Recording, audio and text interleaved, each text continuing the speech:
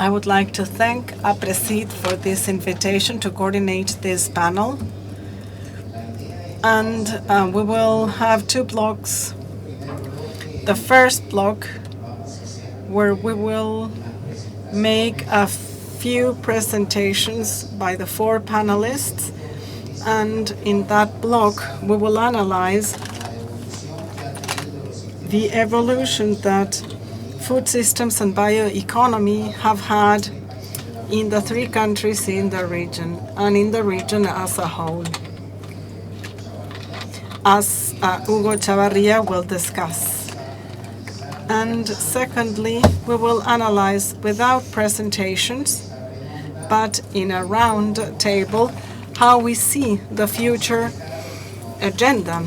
And we will leave 20 to 30 minutes towards the end for the questions that you will be sending over and that I will be asking panelists.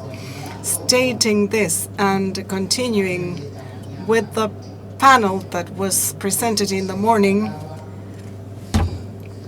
today we highlighted the fact that agriculture and agro-food systems cease to be today an issue or a problem, to become the solution to many of the future problems, of the prospective problems the future will have.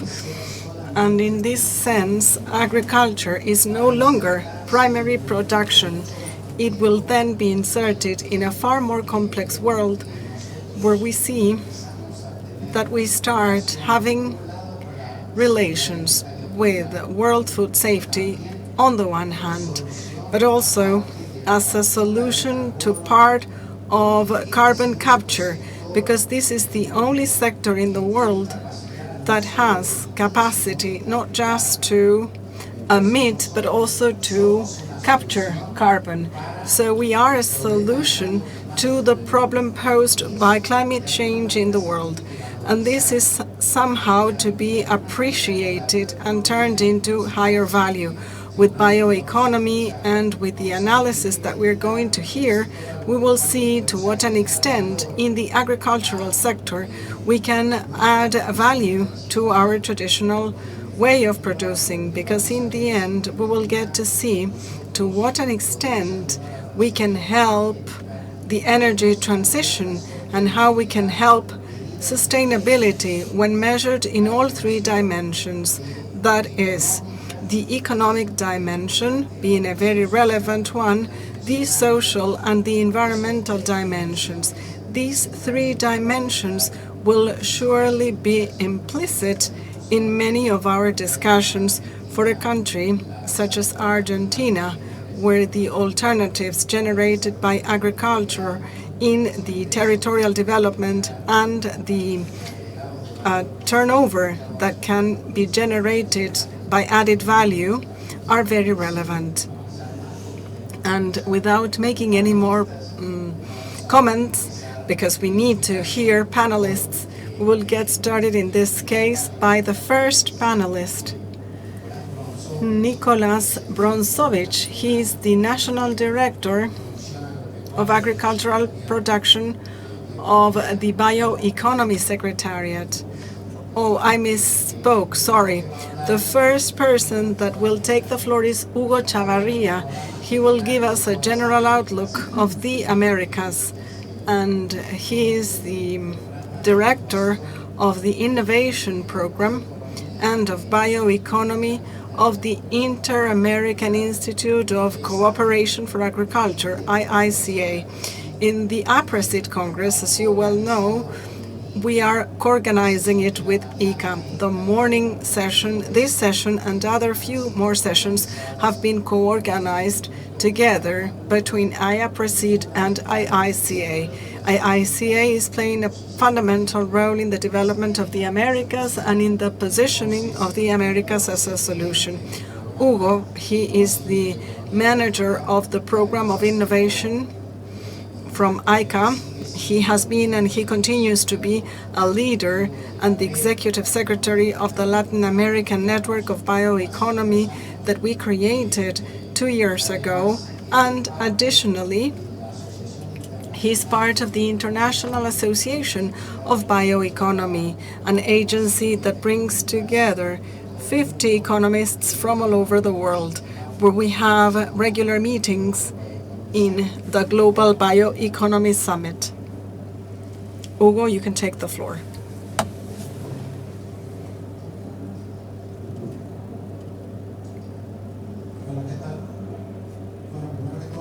Hello, first of all, good afternoon.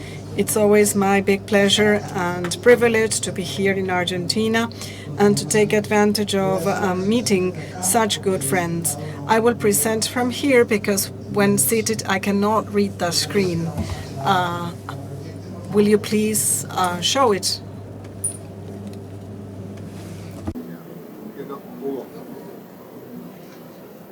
Eso es para pasar, Hugo. Bien.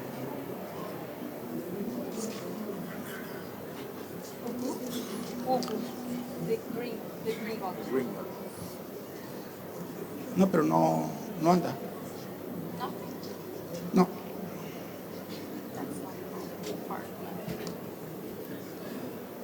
Bueno, como introducción, como decía Marcelo muy bien. By way of introduction, as Marcelo was well stating, today agriculture is not just requested to be more productive, as was the request for a long time. People request for it to be more competitive, more productive, that more is produced per hectare, but it also is requested to comply with other objectives, environmental and social ones. And this is where, when discussing with the event organizers, is where we say that for Latin America, and we will shortly say why, value addition and sustainability is a key strategy for sustainability.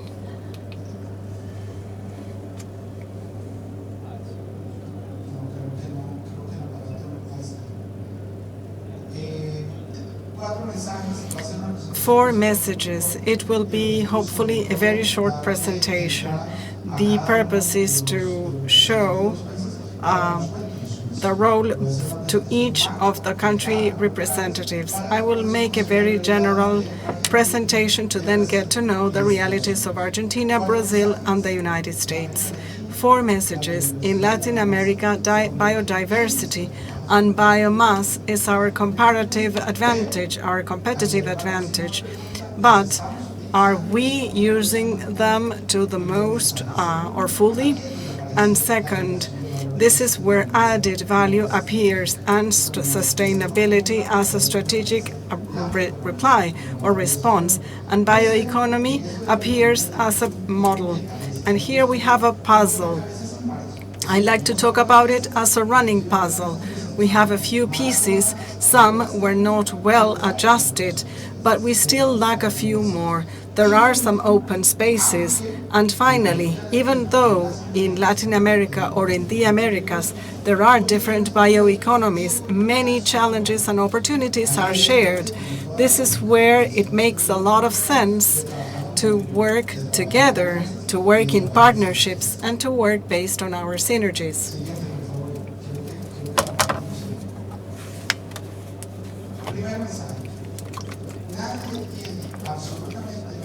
Absolutely no one has biodiversity and the biomass that we have. These are unavoidable competitive advantages that cannot be copied. Latin America has 50% of biodiversity, known biodiversity in only 15% of the territory. We have 8 of the 15 more mega-diverse countries, 50% of amphibious resources, and we are the highest producer of biomass. In some cases, it reaches 60%, and in others, 40% of what is produced in the world. But in general terms, we have the greatest biodiversity and bioavailability. We are the region with highest production of biomass in the world. However, and this is where the question mark comes about, are we making an efficient use of it? Of course, we have the greatest availability of biodiversity, but between 20 and 30% is only mapped and identified. 70% of diversity in our forests or in our fields is not even mapped. Of course, we are protagonists in the main international markets, in grains, in oilseeds, in tropical fruits, etc. But basically, it is due to primary production with very little value added. 30% of our production and exports have some added value. We have big inequities inside the chain, not just in productive yield, but in losses. In losses, we would feed 30 million people. So what's the point of being the biggest producing region in the world if along the chain we are leaving behind a big deal? A high percentage of what we produce today is considered waste matter. I come from Costa Rica, a tropical country. The main product to be exported is coffee. 80% of coffee biomass is considered waste product. Dairy, 70%, sugarcane, 60%, citrus, 50%. This is waste. Under the current model, it is waste. So we have a competitive advantage, but we are not necessarily taking advantage of it. This is where bioeconomy appears.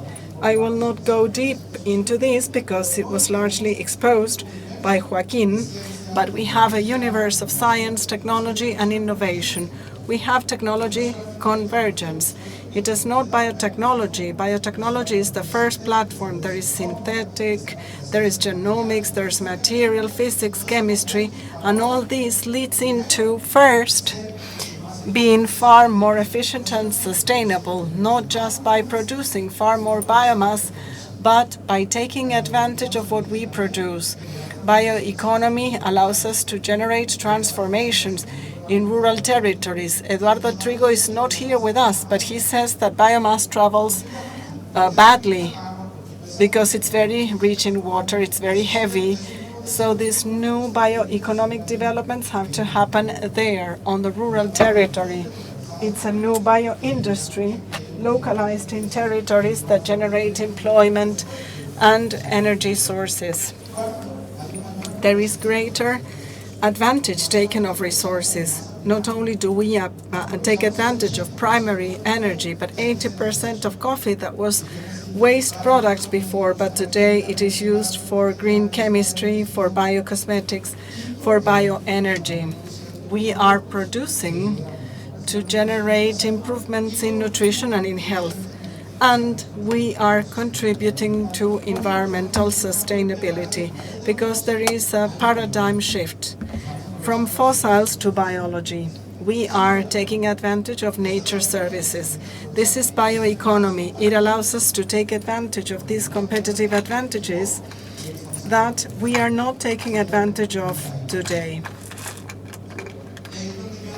This is where I say that for bioeconomy, and I will go over this quite quickly because colleagues representing the countries can talk about this in more detail, but this is where economy or bioeconomy becomes a puzzle that is worth putting together. We have biomass and biodiversity. No one else has it. We have countries that made progress in public policies to support bioeconomy.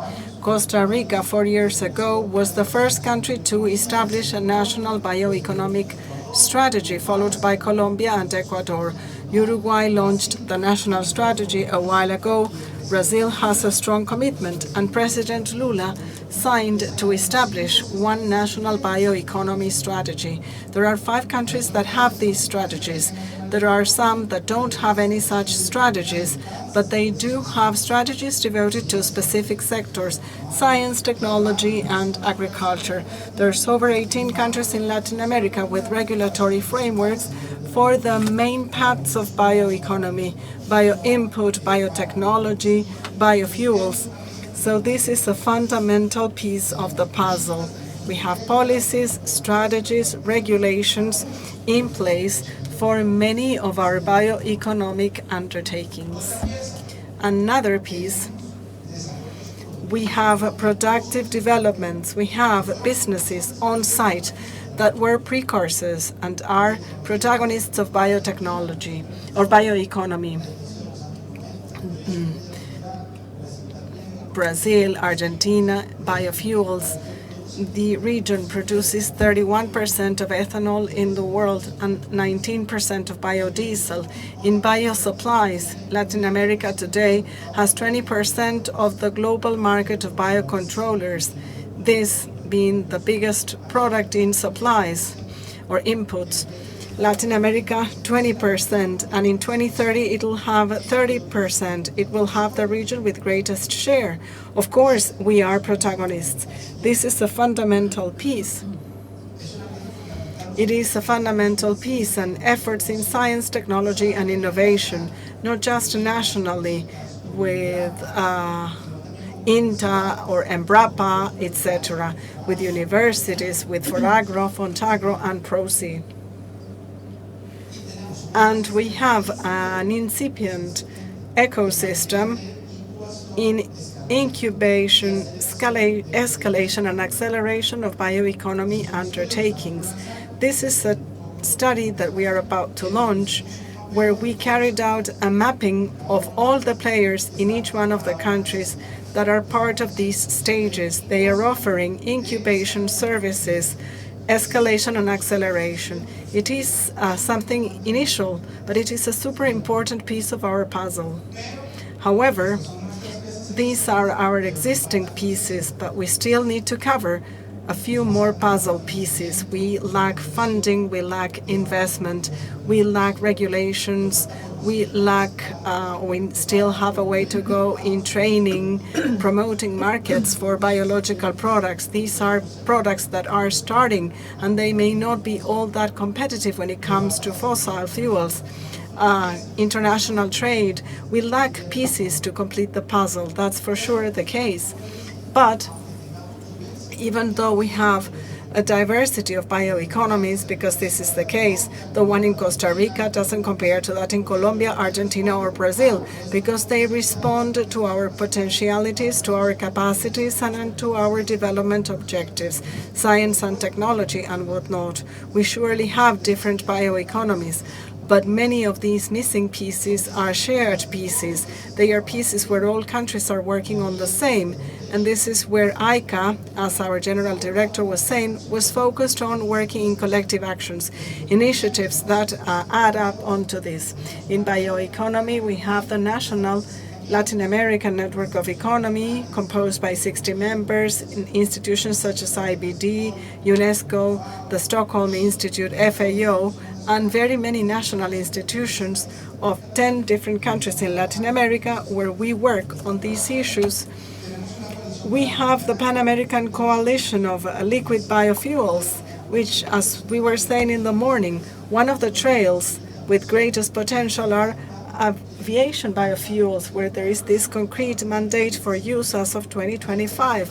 Latin America can be a protagonist when it comes to that, but we need to generate these new biological chains that do not exist today. We have a Pan-American Commission that is working on this, or coalition, sorry, and we have the hemispheric platform of biosupplies. In IICA, we are sure that these are big challenges that no one can solve on their own, and we need to work in a joint manner. Thank you so very much. Thank you, Hugo. And now, let's follow in alphabetical order. So we are moving to Argentina. And on behalf of the Secretariat, we're going to hear Nicolas Bronzovich, the National Director of Agriculture. He's an agricultural engineer. He also has a high school diploma from Missouri. He's a former advisor of CREA.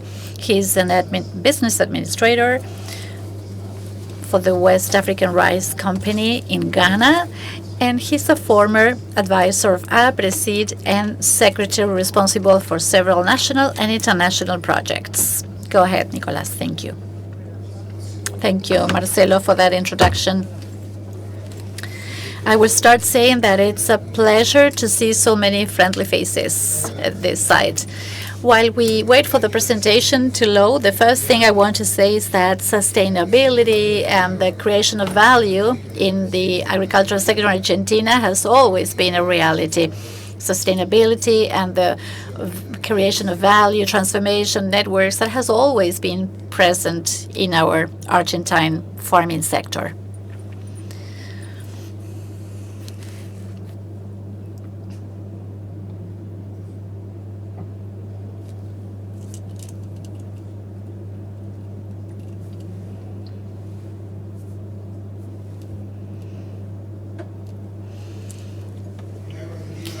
The Argentine farming sector every season gives evidence of its robustness, its resilience, its ability to evolve, and that has let us play a leading role in the world of food, fiber, energy. We're the 10th global food producer.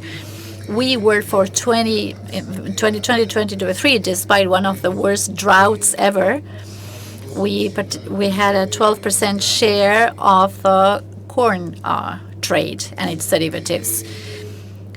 This is repeated frequently, but I have to mention that we are responsible for 2/3 of the exports from Argentina. 3.7 million jobs are generated in the agri-industry.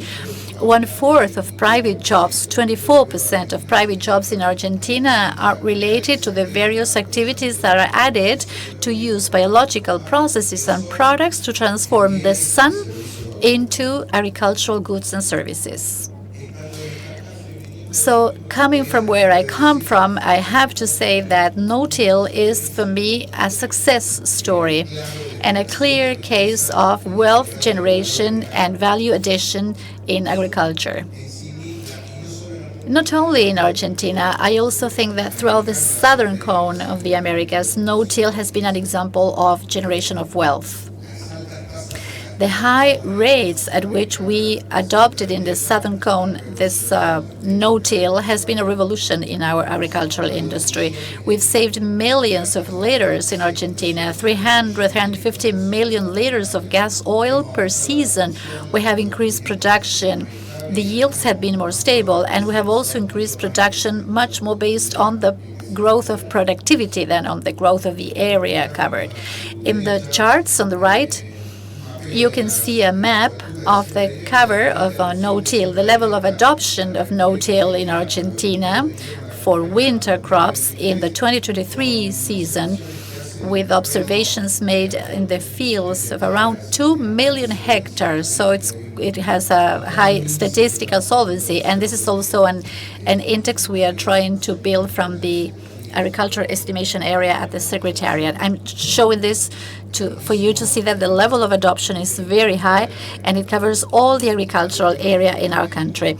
Biotechnology was also key in the adoption of this technology. Argentine farmers also adopted it very quickly. In the first bar graph, you can see that in 10 years, corn, cotton, soybean moved from 0 to 100% adoption of biotechnology, genetically modified crops. On the right, you can see the green bars, how the number of approvals has evolved, the number of registrations, the trade registrations of biotechnological products, GMOs, throughout history in Argentina. Hugo was saying that we were pioneers in the regulation of biotechnology. In 1996, the first GMO was registered in Argentina, the first plant, the RR soybean. And there you see the green bars, how they have evolved in the approvals. The blue or violet line shows the GMOs that are registered a long time in accumulated terms. As of today, 2024, we have over 80 GMOs that are authorized in Argentina. And perhaps the newest thing in the chart is the red bars that show the number of micro GMOs that have been registered in Argentina. As you can see, in the past 3 years, first they started slowly, and this year I think that 7 micro GMOs have been registered. And there you will see vaccines for animal health, yeast for the production of bioethanol. In Argentina, there are around 2,600 companies related to phyto improvement, obtentions of varieties, multipliers, traders, over 100 research centers that employ 120,000 people. That is biotechnology in Argentina. As Hugo said, in 1991, we were pioneers with the creation of the National Commission advising on agricultural biotechnology, and since then there have always been regulations supporting this technology. CONAVIA, I'd like to mention that it's a commission that was recognized by the FAO in 2014 and it was ratified in 2023 as the only global center for biosecurity or biosafety of GMOs.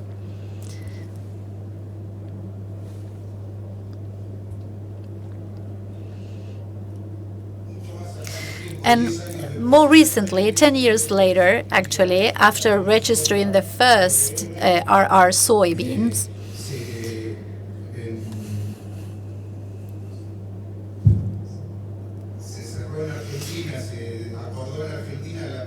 the first law on biofuels was passed in Argentina. Also, bioenergy based on this kind of resources has become more relevant. The transformation of biomass to generate heat, electricity, or fuels that contributes increasingly to the diversification of the energy offer, providing, apart from diversification of the energy source, also the diversification of the territory from where the energy is generated. If Eduardo Trigo says that biomass doesn't travel well, electricity doesn't travel better, so I'm sure that diversifying from the territory perspective also reduces costs. And also with the bioenergies, there's a strengthening of this idea of circularity in the use of the resources at the territory. The production of corn ethanol to substitute 1% of the gasoline we use in Argentina generates sufficient protein to feed 60,000 pieces of cattle per day. And so I start wondering whether the corn would land of a subproduct of the ethanol or whether ethanol is a subproduct of the cattle raising industry. Circularity shows us that it doesn't matter what the product is and what the externality is. En biocombustibles, la inversión total. Biofuels, the estimated investment is $2 billion. Direct and indirect jobs totals 26,000 jobs.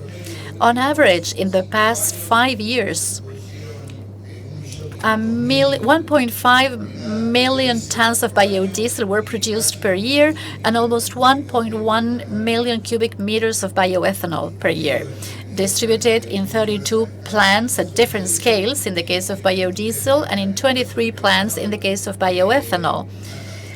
These plants work based on sugarcane or corn. Also in Argentina, there are around 11 million tons of biomass that are used on a solid state to produce energy. Waste from different agribusiness like forestry or sugarcane plants or rice and many others. I don't know if it was a coincidence, but 11 years after the biofuel law, an act was passed on bioproducts, these biological products that are almost always produced from where what we thought was waste, and this being discussed in this conference in so many talks.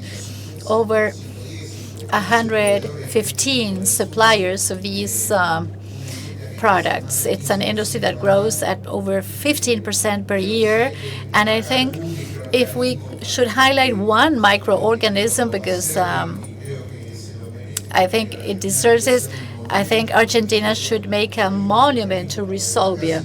If there's a microorganism to highlight, I think it's Rhizobia. I try to find works defining how much they contributed to the nitrogen fixation, and I think it's so high that it's very difficult to put a number to the contributions of Rhizobia. But also new materials like biopolymers or drugs, or as you see here, that line built from frutam that is submitted to mechanical processes and a lot of creativity to achieve caloric powers that are higher than those of wood. I'd like to close this overview of technologies that have to do with our sustainability and our value added by mentioning that digitalization has also played an important role in the competitiveness of our industry, and Argentina is part of that. These innovations that I think we'll be discussing, all of us here, have a key catalyst, and that is knowledge. Knowledge accelerates the adoption of technological changes.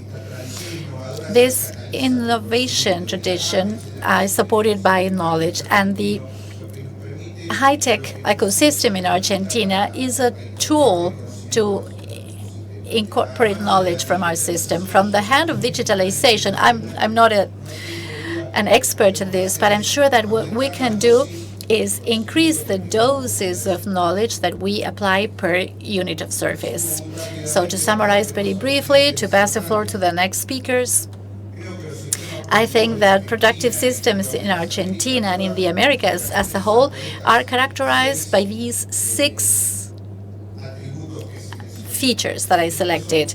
First, they are systems with a high production stability,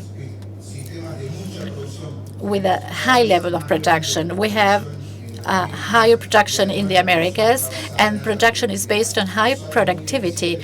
We use resources very efficiently. We have the lowest environmental footprints. The leaders in the production systems in the Americas, and particularly in Argentina, are young leaders, and we can see that among you.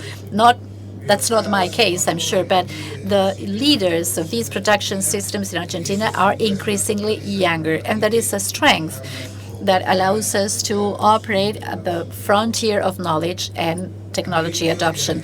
I also think that legislation has been very solid. I tried to show it very quickly with the case of biotechnology, bioenergy, and bioproducts. I also think, and I dare say, that legislation has accompanied technological progress, and our productive system is supported by good scientific and technological capabilities. But you know that in Argentina, our performance in foreign trade has not been as good as it could have been, and it has not been as good as Argentina demands. So I wonder, and with this I will pass the floor to the next speakers, what can we do for agri-industry? What can we do to accelerate the ability for change, the generation of wealth, the aggregation of value from the agricultural sector? I selected these 2 groups of items, or this to-do list that I think we have to face in order to respond to this need of growth in the Argentinian performance in foreign trade.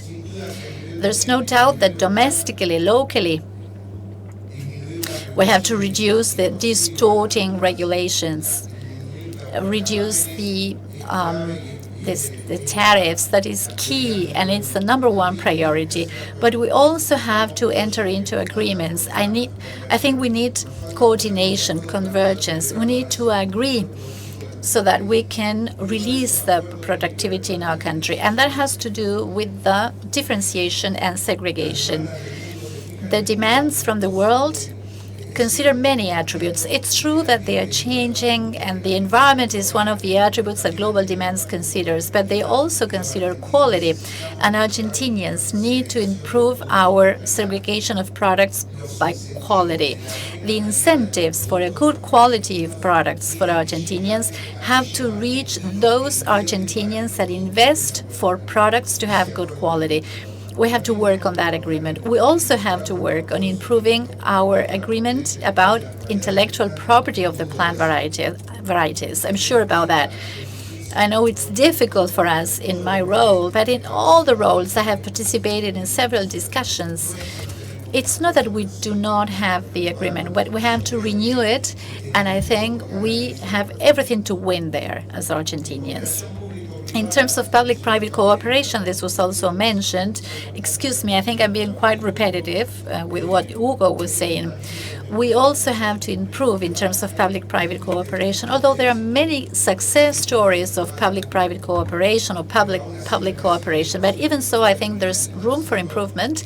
And I dare say, even in cooperations among the private sector, we also have to do some things. I'm sure that in terms of irrigation technology adoption, we have to have a discussion in Argentina to increase the adoption rates. And finally, in terms of the domestic aspects, finally, but not less important, in the area of knowledge, we need to focus our knowledge. We need to coordinate our knowledge towards spaces of idle capacity in Argentina. I included VRT and biomass as examples. In Argentina, there are still 40 million tons of biomass per year that comes from waste that is not being used. And there we have to work a lot to scientifically determine to what extent it can be a business to use that biomass. And in terms of variable dose treatment, in Argentina, there are many more performance monitors than maps. There are more variable dose computers than prescriptions made. And it's not that agriculture engineers do not know how to write the prescriptions. It's not that the young decision makers do not understand the importance and the capital to be won. It's important to make knowledge reach the rest of the country. And finally, I'd like to close this presentation where we have the assistance of IICA that is so international with some agreements that I think we have in the Americas. We have to find value there and wealth creation if we know how to cooperate. We have the obligation to defend the multilateral trading system. The Americas as a whole need to promote trade freedom and do away with the barriers that are not compatible with the guidelines of the World Trade Organization. Another area where we have cooperated and where we have to cooperate is the joint technology evaluation agreements. There are examples between the Conabro and CNT from Brazil. We have to extend that to other countries. There are examples of agreements, an agreement signed in July between Argentina, Uruguay, Paraguay, Brazil, to work to ensure safety in the use of biotechnology. Agreements that tend to simplify the red tape for those startups, biotech, technology providers that want to offer their products to the market, so they don't have to repeat approval processes in every country in the Americas, but just with a simple window, that process should move ahead in all the countries. I think we also have to cooperate, finally, to differentiate the value attributes in our production system. Our production system have a very low footprint, and they can capture the value in the international market. We have advantageous conditions for that. And in the area of international cooperation, I think we should work on that. And finally, and I think it's key to conclude, has to do with indicators and metrics. I think it's key to work as IICA has been doing with Aapresid and other organizations in elaborating indicators and metrics at a local level that have an international validation to show the world the advantages and the characteristics of our production systems. Thank you. Thank you, Nicolas. Ahora le vamos a pedir a Talita Priscila Pinto. Now we're going to ask Talita Priscila Pinto. She is the coordinator of the Innovation and Bioeconomy Lab at the Getulio Vargas Foundation in Brazil. She's an economist, PhD and Magister in Applied Economics at the Federal University of Viçosa. She was a visiting researcher at the GTAP project at the Department of Agricultural Economy at the University of Fundación. And her specialty is development of models for general balance and other research models in the area of agricultural economy, environmental economy, and natural resources. So, Priscila, the floor is yours.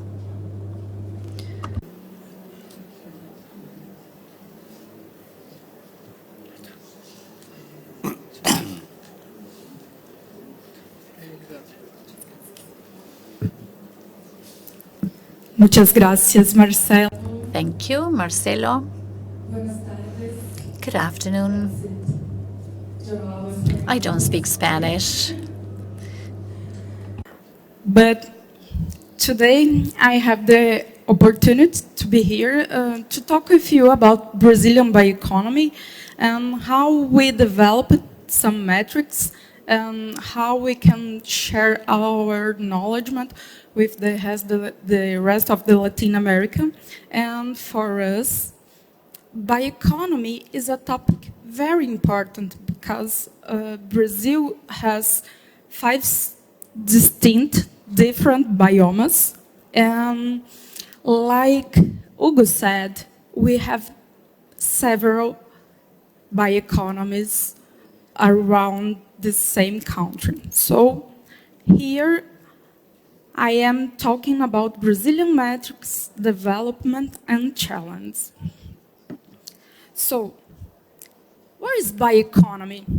I think the first question we should put in the table, because we don't have a definition for this term. So the technological advancement of life sciences combined with many different areas like engineering, mathematics, computer science has enabled the creation of new bioproducts or bioservices. And these bioproducts or bioservices are the embedded R&D in them, are reshaping the structure of various industries and driving economic activity in different regions of the world. So, therefore, the term bioeconomy emerges to conceptualize all these advancements and the combination of these economic activities with the environment.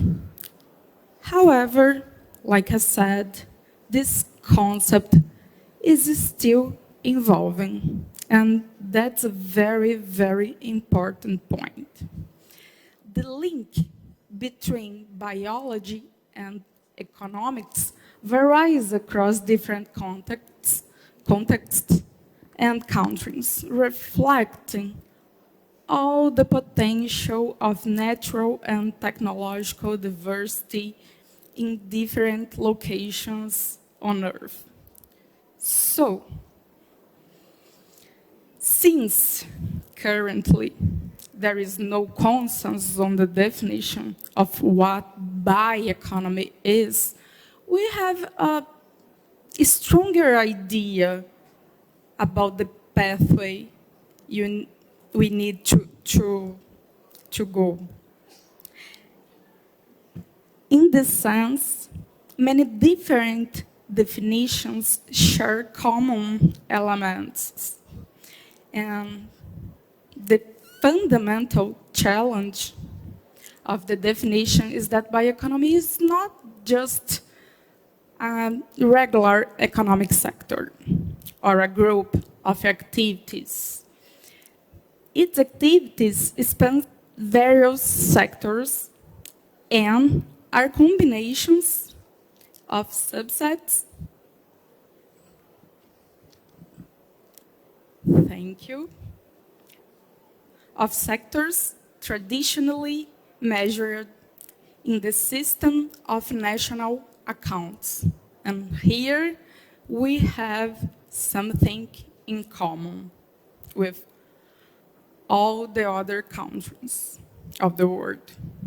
Over 40, actually more than 55 countries have already developed strategies to promote their own bioeconomies. And the local definition and all the strategies vary among countries. Technological capacity, natural resource base, and comparative advantages. All of these points are used to define the bioeconomy strategy for each country. So here, I bring 3 factors for the bioeconomy growth. First of them, the advancement of biological sciences and biotechnology holds the promise of adding economy value, introducing new commercial application, and forging new pathways for existing products in the market. The second one, the replacement of fossil fuels, like Hugo said, with renewable resources for electricity production, fuel and chemical base, manufacturing has become a primary focus among various public policy objectives. And the third one is natural-based solutions involve the development of integrated production systems and high-quality products with a territorial identity. So this is a well-known concept, the bio-based concept. Okay, so here we have a scope trade-off. Let's talk about it. The definition of the bioeconomy's scope is very important. Actually, it's crucial in terms of international comparisons. The absence of consensus definition of national bioeconomy renders international comparisons unfeasible. Many countries are adopting different metrics for measuring the bioeconomy's value. This point is a huge challenge because, like I said, the international comparisons is unfeasible.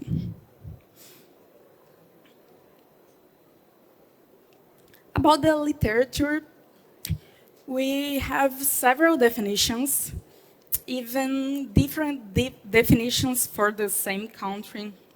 For example, here for Argentina, the definition in the literature is sustainable production of goods and services through the use or transformation of biological resources. And we have another definition to Australia, China, European Commission, Finland, FNO, Germany, Japan, Malaysia, United States. So I bring just an example how is the literature treats bioeconomy among different countries. So, looking for the several papers publicized in very good journals. Here in Brazil, we were looking for the agricultural sector, including forestry and fisheries. And this table shows how literature treats agricultural sector as a bioeconomy. When I have 2 positive signals, the literature said the agriculture is totally 100% bioeconomy. And why we did this review? Because we were very questioned about agricultural sector is a bioeconomy sector or is a part of bioeconomy. In Brazil, it is a big challenge. How can I say? Convince people the agriculture is 100% bioeconomy.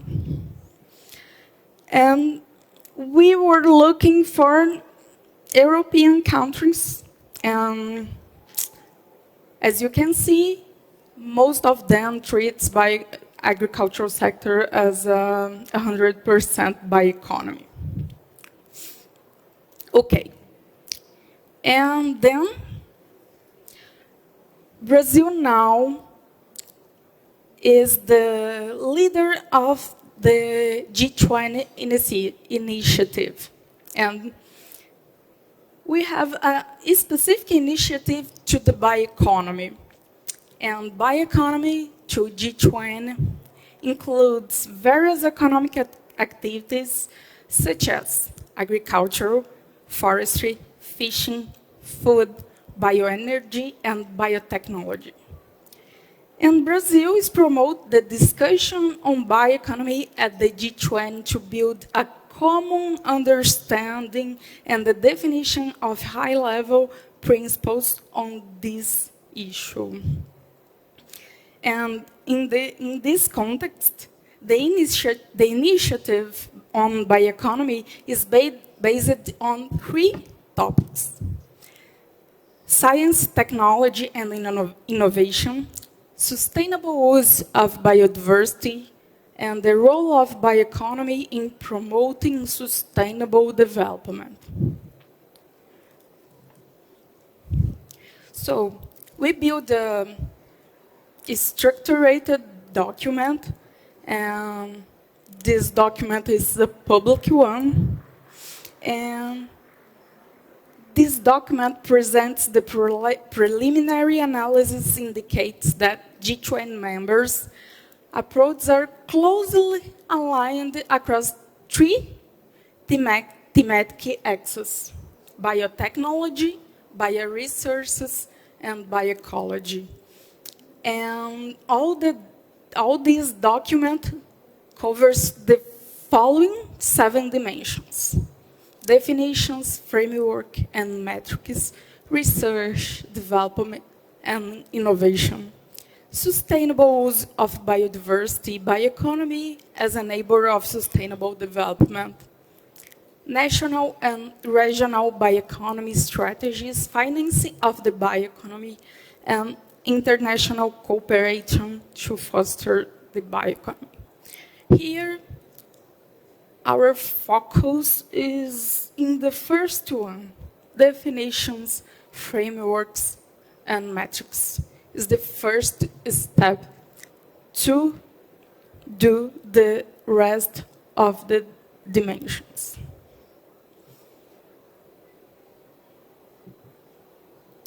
In Brazil, how we treat the bioeconomy. Like Hugo said, now we have a decree, a law, establishing the national strategy for bioeconomy. And the date of this decree is 5 June, 2 months ago. And the national bioeconomy strategy has the purpose of coordinating and implementing public policies aimed at developing the bioeconomy in conjunction with civil society and the private sector. And the strategy has some objectives. One of them is promote national, regional, and local development based on the use of environmentally, socially, and economically sustainable biological resources in order to contribute to the water, food, and energy security of the population. Other objective is promote forestry and socio-biodiversity economies based on the identification, innovation, and valorization of their socioeconomic, environmental, and cultural potential, with the expansion of potential in markets and income of indigenous peoples, traditional communities, and family farmers.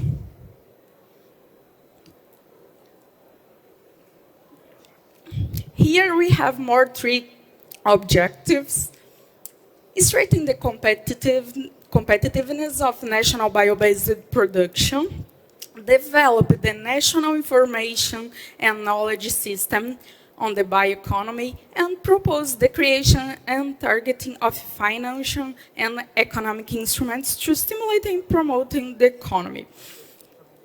And what we made so far? We had some meetings, most of them located in Amazon, to discuss preservation of the Amazon forestry and reduce inequalities and poverty. And here I show you some cases of bioeconomy in Brazil that we are developing from many years so far. So we have Embrapa, that the presentation has already stated, the Nagoya Protocol, and based on the Nagoya Protocol, Brazil, for instance, regulates access to the country's genetic heritage and associated traditional knowledge for research and technological development. We have Embrapa, and Embrapa is the Brazilian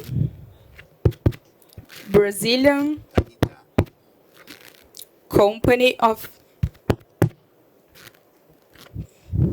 I need some help here. Parecería que se cortaron los micrófonos.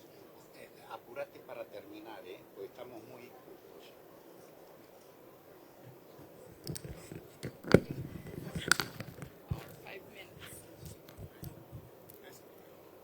Okay, thank you. And we have Embrapa for the industrial innovation in Brazil. And we have a very famous low-carbon agricultural program providing low-interest loans to farmers to implement sustainable agricultural practices. And this program was created in 2010 and has a very important results for Brazilian sustainable agriculture and provides more productive also. So, in the Observatory of Bioeconomy in Brazil at Fundação Getulio Vargas, we started a metric called Brazilian Bioeconomy GDP, and the first step was define bioeconomy. And for us, is the activity of stock use and transformation of Brazilian natural and biological resources. And why we did that? Because we wanted to measure the value-added employment, other economic variables, systematic data, updating, and validation to Brazilian bioeconomy. And here we shared the economic sectors in 100% bioeconomy or partially bioeconomy, like you can see. For example, the second line is about clothes, and is 49% bio-based. And we started splitting the national accounts provided by Brazilian government. And here we have the results.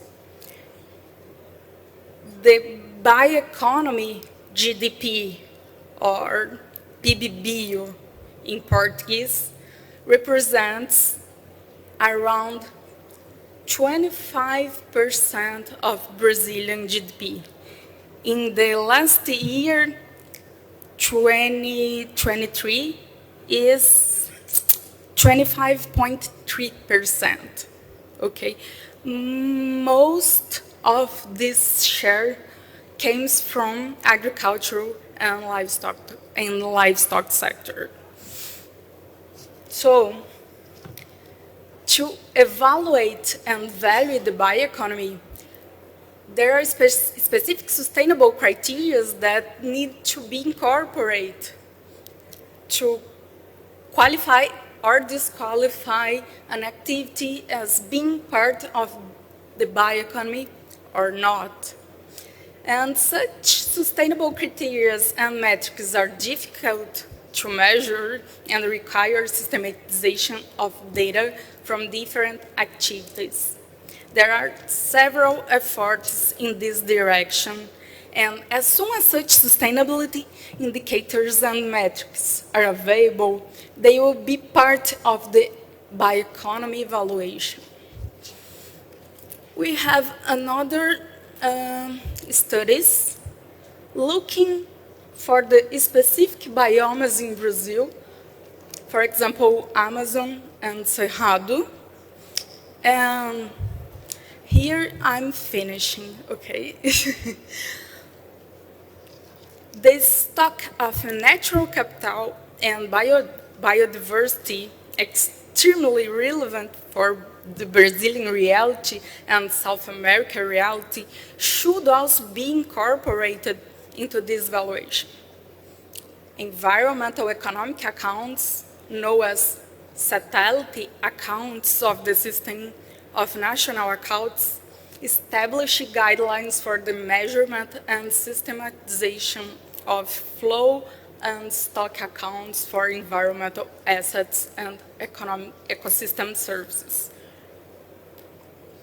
In our case, Brazilian case, environmental economic accounts already include energy and water use. However, it is still necessary to make some progress regarding the measurement of ecosystem services and other natural resources.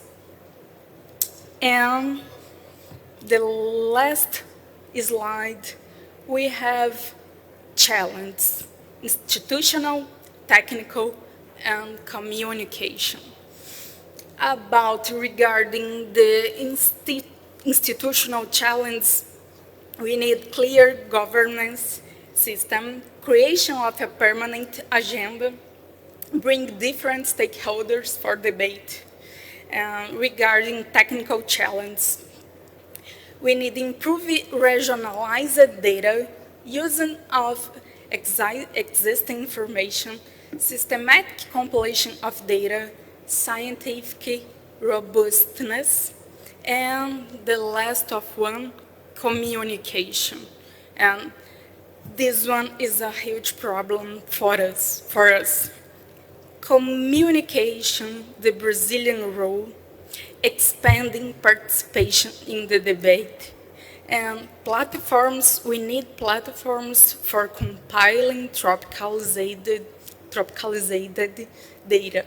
And here I can expand our challenge for the rest of the Latin America.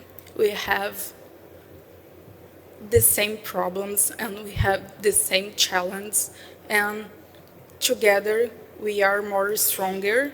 And here I finish my presentation. Thank you for you all. Bueno, muchas gracias. ¿Estás conectado? ¿Estás conectado? Bueno, muchas gracias, Talita. Thank you, Talita. Actually, Talita's final presentation has to do with the future agenda, so let's remember that afterwards. And finally, to finish the first part, we are going to listen to Doug Berven. He is the VP of Corporate Affairs at POET. Doug Berven joined POET in March 2003, and since then he has occupied different positions in the organization. Currently, he promotes corporate objectives at POET, the importance of agriculture and the benefits of ethanol nationally and internationally.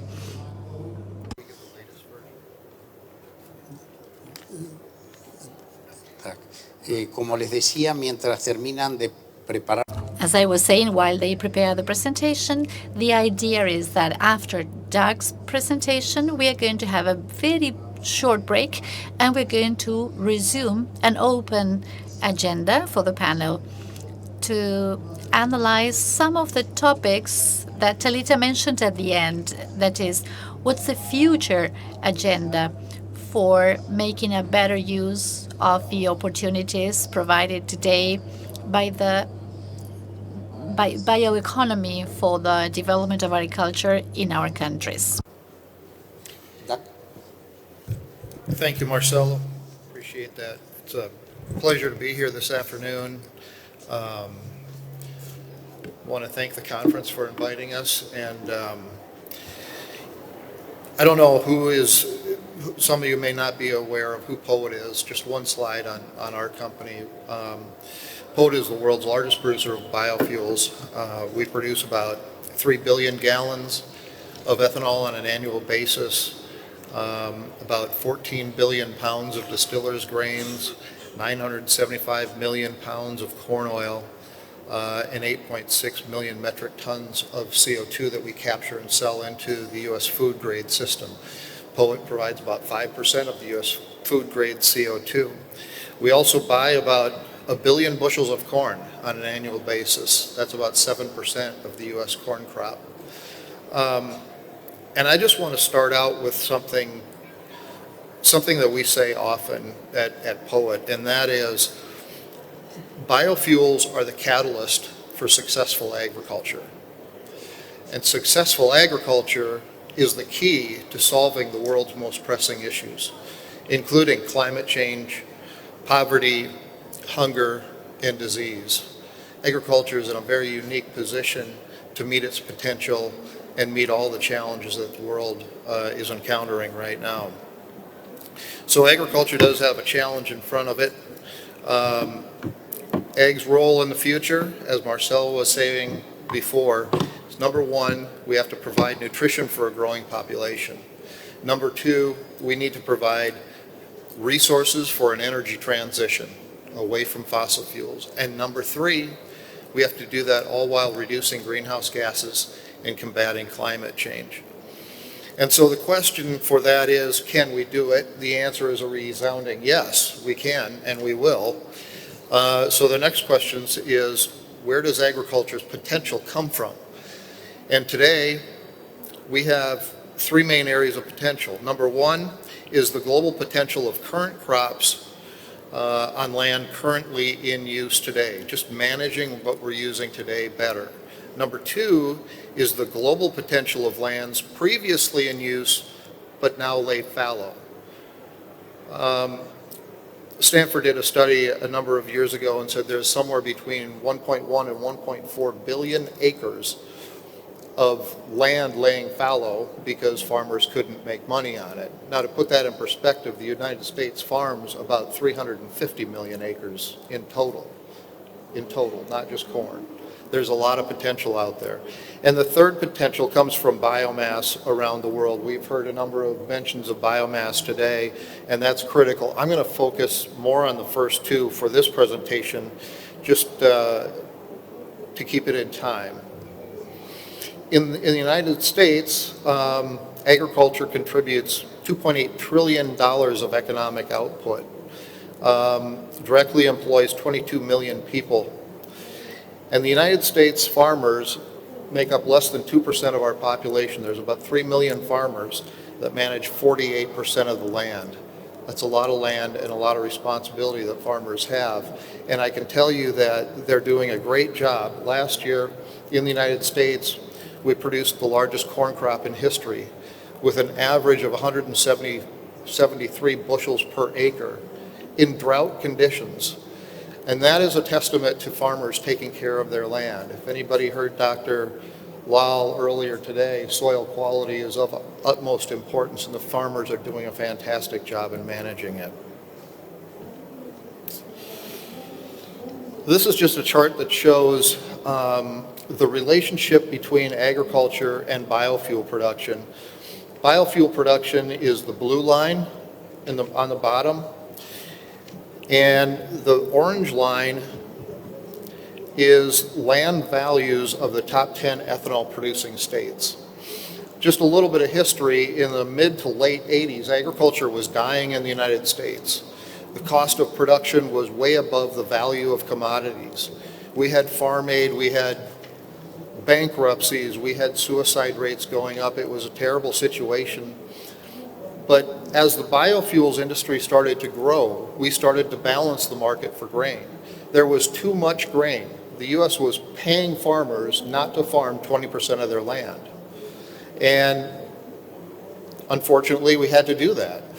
We needed something to balance the market for grain. And biofuels came along because technology is outpacing population growth, as I'll show you in a minute here. Biofuels are the only thing that can soak up surplus grain fast enough to balance the markets and allow there to be a margin in agriculture. And there has to be a margin in agriculture, right? If you can't afford to farm, there's going to be a lot less product in the world, right?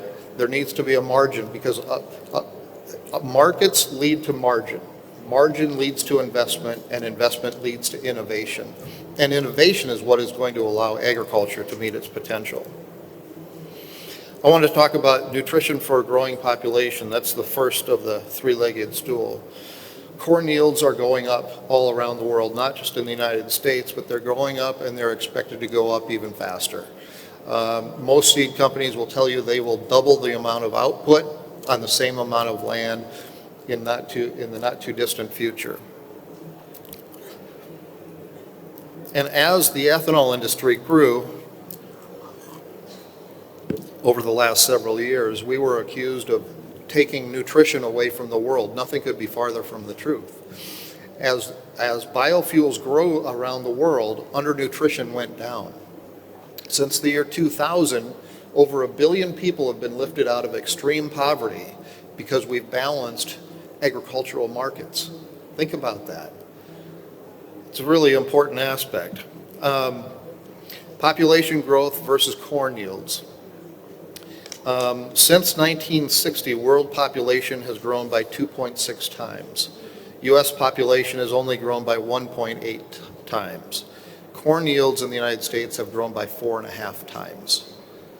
If yields are outpacing demand, prices are going to go down and you're going to have less. We need to balance those markets, and that's what biofuels does. Can we provide resources for an energy transition? This is just a map that Stanford put out of all the abandoned farmland around the world that represents somewhere between 1.1 billion and 1.4 billion acres of land that's lying fallow today. We don't have to cut down a tree to put any of this land back into production. We just need to manage it properly. This is a look at yields around the world right now. And you can see the United States is at about 173 bushels per acre. The world record for corn production is 623 bushels per acre. That's ideal growing conditions, but it wasn't long ago that 300 bushels per acre was the world record. And we're catching up to 300 bushels per acre in a lot of areas right now. The world average bushels per acre is around 60 bushels per acre. Think of the potential between 60 bushels per acre and 173 bushels per acre. That's tremendous potential. Along with all of that land that is laying fallow out there, we put together 3 scenarios. I won't go through every number on this chart, but I do want to point out some of the big ones. In scenario 1, if we took 25% of the abandoned land around the world and planted corn on it, and we just got a world average of 57 to 60 bushels per acre, we would produce an additional 17.8 billion bushels of corn. We could make 51 billion gallons of ethanol out of that. We'd reduce our total emissions around the world by 213 million metric tons. And down at the bottom, in protein equivalent, we could feed an additional 331 million people. That's scenario 1. Scenario 2 is utilizing 25% of that abandoned land and getting that land up to a standard where the U.S. is today at 170, well, this says 178 bushels per acre. But look at the numbers, 55 billion bushels of corn. The United States only produces about 15 billion bushels of corn today. We could make 160 billion gallons of ethanol, reduce total emissions by 668 million metric tons, and feed an additional billion people. Scenario 3 was taking 25% of that abandoned land and getting the world up to 178 bushels per acre. It can't happen overnight, but it can happen in the future. And there we're making 98 billion more bushels of corn, reducing emissions by 1.1 billion million metric tons, and feeding an additional almost 2 billion people.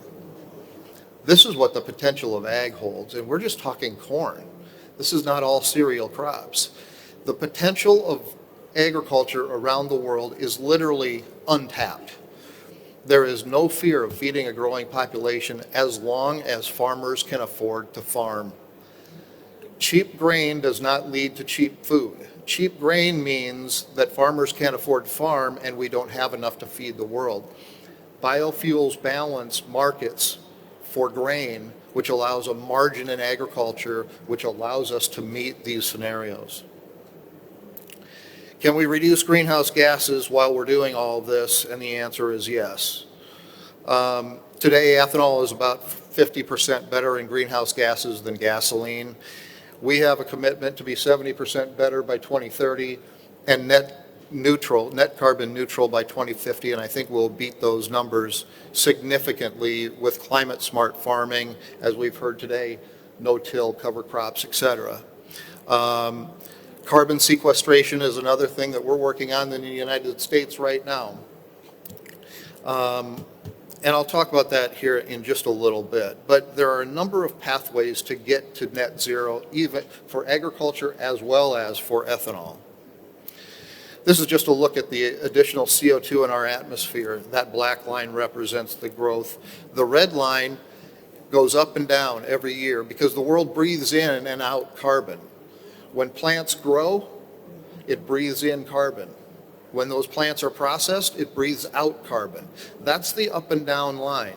When we take oil and coal from the center of the earth, process it, and put it in the atmosphere, that is just breathing out, right?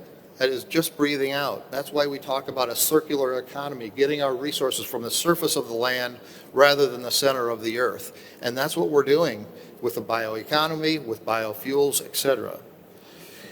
Here you can see another demonstration of that.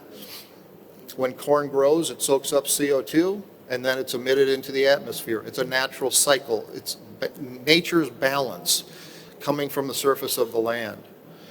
What we are doing in the United States is we're building pipelines to capture the CO2 that has been soaked up by corn and it's being emitted off of a fermenter. We'll capture that, put it in a pipeline, and put that into the ground 2 miles down, and we won't see it again. So we're decarbonizing the atmosphere. We're taking that carbon out with a natural cycle of plant growth and putting it in the ground. And I think that's really significant because not only are we reducing carbon in the industries, we're decarbonizing the atmosphere. We're getting the atmosphere back to a normal level when we do that. And this is my last slide. This is a picture from NASA of carbon sequestration in the United States in the spring and summer. The Midwest, where we grow the majority of corn, soybeans, wheat in the United States, is the largest carbon sink on planet Earth in the spring and summer. And now imagine us capturing the CO2 that those plants have absorbed and storing that CO2 underground. This is just another way for us to help farmers make money and meet their goals of feeding a growing population, providing resources for an energy transition, all while reducing greenhouse gases and combating climate change. And this is all about the economy. It can be done. We've never been more excited about the future because we're just starting to learn how to do this. I will leave you with that and happy to take any questions.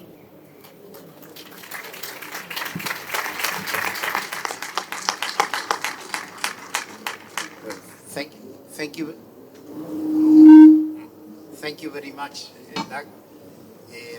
Lo que vamos a hacer ahora. What we're going to do now is we're going to take a 5-minute break, and we will resume in 5 minutes with the second part.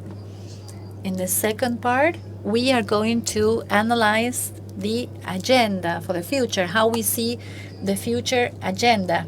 Here we've discussed some topics that have to do, for instance, with R&D, that have to do with regulations, that have to do with communication and the positioning of our production systems in society, so that in the next hour we will analyze. First, for around 20 minutes, we will be taking some questions to the different panelists about these issues of how we see priorities for the future agenda.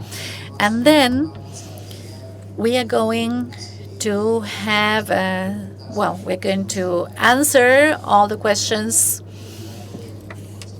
that you will be asking. So we will take now a 5-minute break. Let's not do it longer than that, and we'll resume in 5 minutes. Bueno.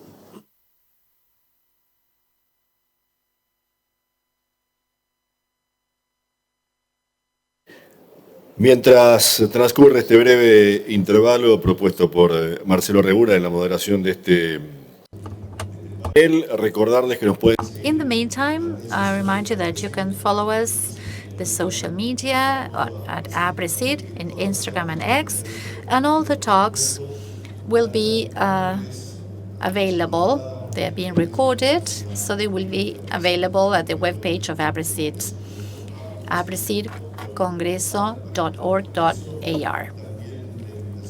We also invite you to visit the Aapresid booth at the center of the Green Pavilion, and there you can become members with benefits during these days. And of course, let me remind you that this Congress has different themes: economy, production environment, social and technology. And there are 12 sub-axes: regenerative agriculture, tech, biotechnology, bioeconomy, communication and education, crop management, water management, machinery, public policies, soil health, climate change, integrated system, and Quo Vadis. In this case, the panel that we are sharing is part of the bioeconomy axis, and it's called, as we know, Value Added and Sustainability, a strategic move for agribusiness in the Americas. Este panel, Hugo Chavarria del Instituto Interamericano. We're here with Hugo Chavarria from IICA, Nicolas Bronzovich, the National Director of Agriculture at the Secretariat of Agriculture and Livestock, Talita Priscila Pinto from the Getulio Vargas Foundation from Brazil, and Berven from POET, the largest ethanol producer in the world from South Dakota, the U.S. And the moderator is Marcelo Reguna, former Secretary of Agriculture, Industry, Trade and Mining, member of the Argentine Council for International Affairs and currently coordinator of the countries of the South GPS and professor at the San Andres University. So we will resume in a few minutes with the second part of this panel. Valor y sustentabilidad, apuesta estratégica para el agro de las Américas. Todos, absolutamente todos, tenemos algo en común. La tierra, esa que está bajo nuestros pies, la que nos alimenta, nos contiene y nos sostiene. Y todos tenemos un gran desafío por delante. Ser sustentables en un mundo en continuo crecimiento. En Syngenta, asumimos el compromiso de liderar y compartir la iniciativa del cuidado de nuestro suelo y de sostenerlo en el tiempo, promoviendo ideas que incluyan a todos para que seamos cada vez más quienes potenciemos y mejoremos la productividad de nuestros campos, y entendiendo que lo bueno puede evolucionar en algo mejor. Contamos con la innovación, la tecnología y el conocimiento para producir más, protegiendo nuestro suelo y todos sus recursos naturales, para así garantizar la disponibilidad de alimentos para todos. Somos una compañía que integra la sustentabilidad en todo lo que hace. Por eso, cuando hablamos de transformar el presente, podemos sostener nuestra mirada. Una mirada y un compromiso hacia un futuro mejor y más equilibrado. Syngenta. Somos sustentables y hacemos lo que decimos.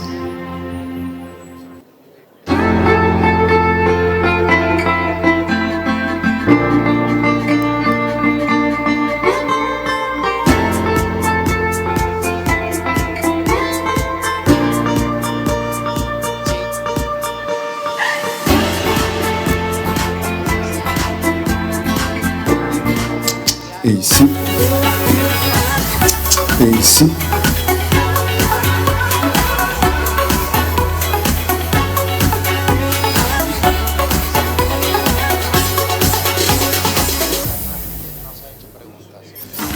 De lunes a viernes, Nacionales, tu radio. En 7 a 2 10. minutos vamos a continuar con la reunión. 10 a 12. Yolo Gómez Castañón. Bancasero Nacional. 13 a 14. Gustavo Vergara, Nicolás Álvarez y el equipo de deportes. Pasión Nacional. 14 a 17. Adrián Noriega. Nunca es tarde. 17 a 20. Mariano del Mazo. Flores Negras. 21 a 23. Guillermo Marconi. La Caja de Pandora.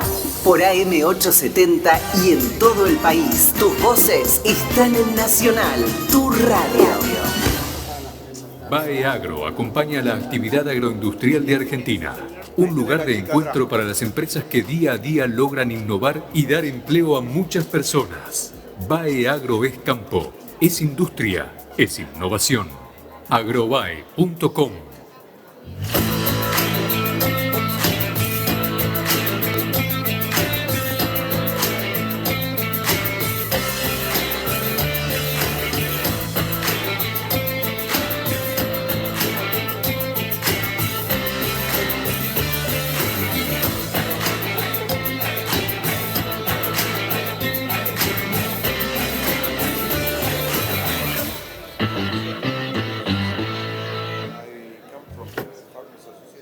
Aapresid.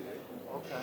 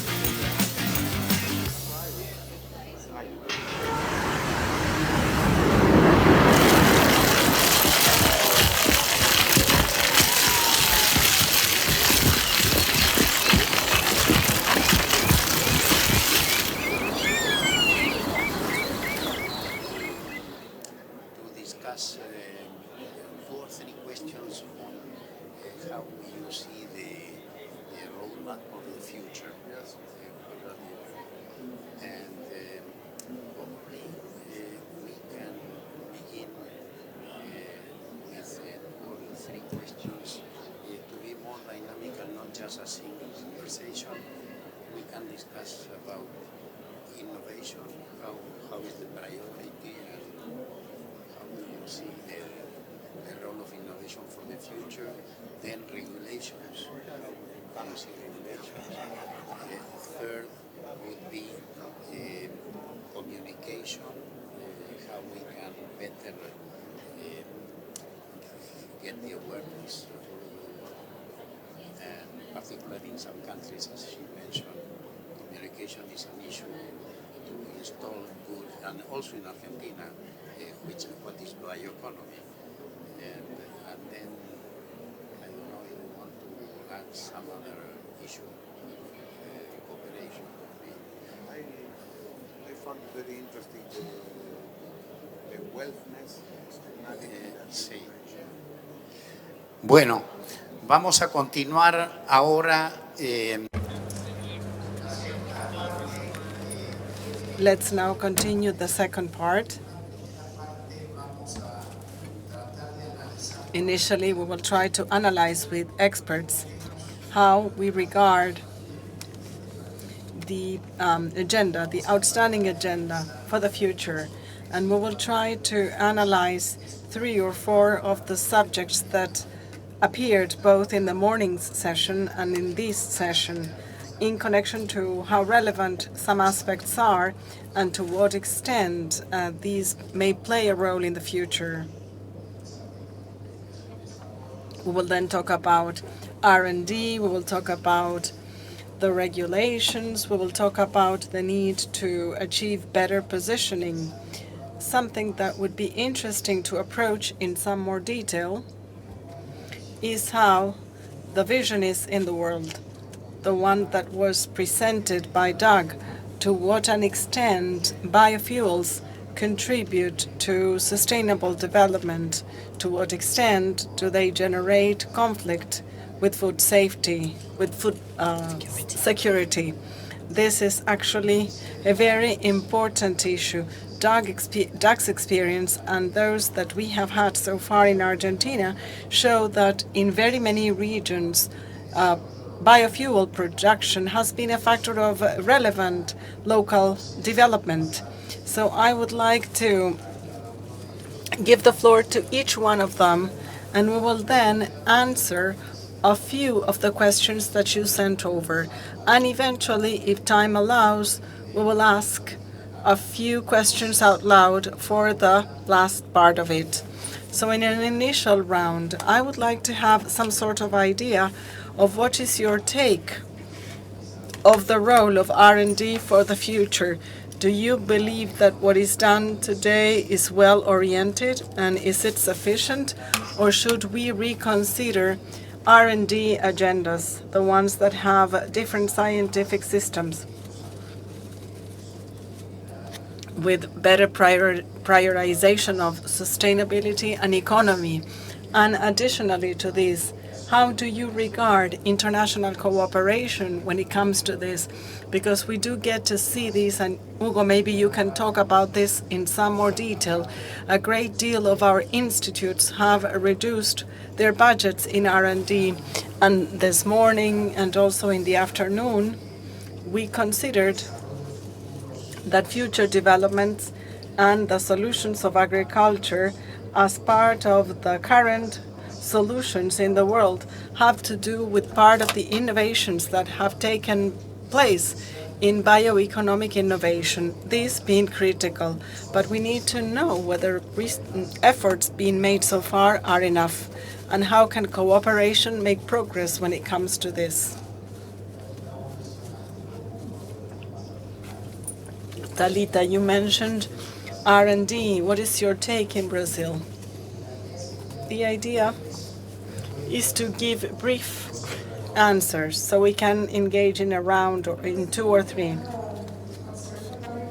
Economy, and also we have another research institutes, and we are all together studying the bioeconomy in Brazil. But so far we don't have a definition, and this is a challenge for us because in several times in events like this, we don't agree about bioeconomy. So now we have the national strategy, and we are looking for the definition, and this is the first step to build public policies. So Brazil has some data, has some metrics, has some methods, like I show in my presentation, but we don't have the definitions. In my view, we are stopped in this point, but I'm feeling we are looking for to advance in few weeks from now. That's my point. Thank you very much. You were very optimistic in terms of the yields you were projecting and the improvement in the use of land in the world and particularly in the US. How do you see the role of public and private sector, and do you feel that what we are investing today is enough, or we should need some more investments, and which could be done by the private sector and which would be done by the public sector? Thanks, Marcelo. I want to just point out two truths. Number one is the oil industry is not going to give up market share voluntarily, right? We see that in the United States every day. We have a value proposition of ethanol that can't be beat, but yet we're stuck at 10% of the fuel supply. We need to go to 15, 20, 25, like Brazil has and like other countries are. That is the best way to get this done. And number two is, I don't think ag is being pushed hard enough around the world. As you saw from my presentation, the potential of ag is literally untapped. I was just talking to Nicolas, and if we put 200 ethanol plants in Africa, think of the agricultural activity, think of the economic activity that would go on, think about all of the additional distillers grains that would be produced. I mean, it would transform Africa as it's transformed the Midwest in the United States. And so I think what the United States has done is a small blueprint of what can be done around the world. So I think there are some things that we can do to expand technology, investment, innovation, but really I can't emphasize enough that it starts with markets for agricultural products. That's the engine for profitability and for investment and innovation. We just need to understand that ethanol has so much room to grow. Not ethanol, but agriculture has so much room to grow. We need to set policies that help it meet those goals rather than hurt it. We haven't grown our ethanol industry for the last 10 years in the United States, and we're seeing prices decline significantly because supply continues to go up, yields continue to go. We need more markets for our grains, and that's going to do a lot for innovation in agriculture around the world. Thank you very much. En realidad, es interesante. As a matter of fact, the comment made by Doug is truly very interesting, because in Argentina, as is the case in many parts of the world, and in Europe in particular, there is increased competition between the production of traditional biofuels and whatnot. And maybe, Nicolas, I ask you, we have a very similar but far less expanded situation as compared to what happened in the United States. Córdoba being a typical example where we've had, thanks to the production of ethanol, we had cattle development, electricity generation, and whatnot. Can you please comment a little bit about this, Nicolas? What we see is what you've just said, but it's in a different magnitude. I was taking a look at the slide by Don, and I was talking about 60,000 livestock per day, and I don't know how many millions he referred to, but in the end it is the same. We are lagging behind. We have space and room to grow, but in connection to circularity, when resources, a bioethanol plant, since we are giving this example, is installed in a place and it pools resources, knowledge, and I would like you to ask me about knowledge and how work can be done there when they start showing and teaching that this can be taken advantage of locally. Well, the way in which he expressed it was quite good, but we get to see it here as well. We do have the maps here of how there is a matching between the distribution of bioethanol plants and the maps with cattle, livestock. And this relates to what he mentioned. You end up offering more food. That is, there is this virtuous circle or cycle that happens as a result. What do you think would need to improve on the R&D agenda in Argentina, in your opinion? Which approaches should we change? Because chances are that today, not only do we invest little, but we are not investing in priorities. Would you like to comment about this? Well, I will do this with my role as a farmer, not as the role under my role as the National Agriculture Director. The disclaimer I'd like to make here is that we are actually talking about things that we do not know. There is a lot of technology here. Both Talita and Hugo showed there's a lot of knowledge here that is yet to come.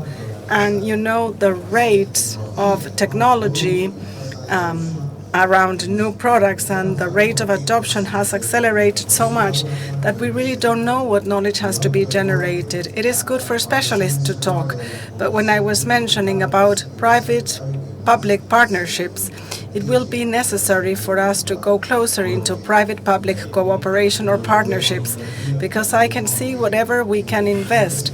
And in my opinion, private participants should show us the way to go in connection to where investment should happen. This would be the easiest way to solve it. And I feel really comfortable saying so because I'm in a Congress where this is happening.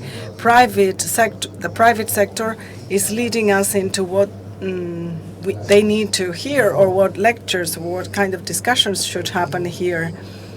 Hugo, I believe that IICA is playing a very important role, trying to see how we have a far more ambitious agenda for the sector. And a great deal of those developments have to do with scientific developments.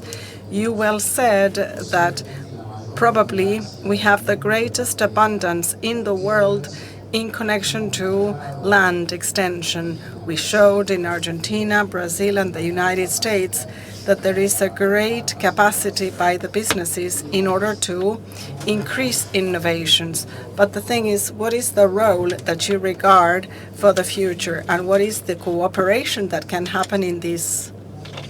Thank you, Marcelo. I think you said it, and Nicolas said it too. 3 issues. We have 3 big challenges. 1, we invest little. 2nd, we do not necessarily invest in future things. And 3, once we invest in science and technology, it is difficult for technology to mature. Many remain in initial stages. We invest little, generally speaking, and I speak about Latin American averages and the Caribbean. Latin America and the Caribbean invest 0.7% in R&D of their agriculture GDP. OECD countries invest 2.8. That is where we are losers up front. And out of what is invested by Latin America and the Caribbean, 80% is concentrated in Argentina, Brazil, and Mexico. The rest of countries have a share of 20% of all investments. We invest very little, and this is concentrated in the private sector. Our R&D agenda, we've been investing for the last 20 years. Our R&D agenda, in the majority of cases, I'm talking about regional averages, have not included future issues. No synthetic biology, no gene editing, no biofuels, no biosupplies or biomaterials. So that is where we have 2 big problems. We evidently invest very little. There is a magical figure. It speaks about 1% of investment in R&D based on the GDP. We don't reach that 1%. Whatever we invest is invested in very unstrategic things. We need to get the private sector more involved. They will start investment or increase investment to the extent that they are profitable, to the extent they generate income and money. We need to promote regulations and whatnot. Third point, great deal of R&D stays on in initial stages. We have an incipient ecosystem in incubation, acceleration, and escalation. That's one of the big tasks. Latin America has very little infrastructure for escalation. We are very good by carrying out our undertakings of this like, but where we need to bring it up to a market scale, we are not good at that. Europe and the United States are at the forefront. We invest very little. We don't have strategic issues on our R&D agenda, and very many times we remain in small scale, and we find it very difficult to escalate. Thank you. There is a second issue that was mentioned in the morning and today, and this has to do with regulations. You can get to see this from two different dimensions. The one that has to do with how we do have regulations that will help us get value and generate incentives, or have traditional regulations, that is the European approach of sanctions to try and manage resources reasonably. Of course, we are based on the first approach, and it would be interesting if any of you could say how you regard this. That is, what is the status of this in regulations and standards, and what could we suggest for the future? Speaking about incentives through standards, who wants to? You want to? Yeah, sure. So we have this specific question is very important, because when I'm talking about the definition and the comparability around the world with other countries, I'm not mean we have the same bioeconomy, but the metrics in this case is very important, because when we need financial support, and we have different biomes and different forestries and biodiversity, and we are offering service for the rest of the world, environmental service. So in this case, we need be capable to measure what we have, to show the rest of the world our value. And on the other side, we have measures that came from different regions in the world, mostly from the European Union. And we have deforestation regulation, we have carbon tax in the frontier. And today, how can we show, how can we prove to the European Union about, mostly speaking about Brazil, we have soy from deforestation area. And in Brazil, we have a specificity.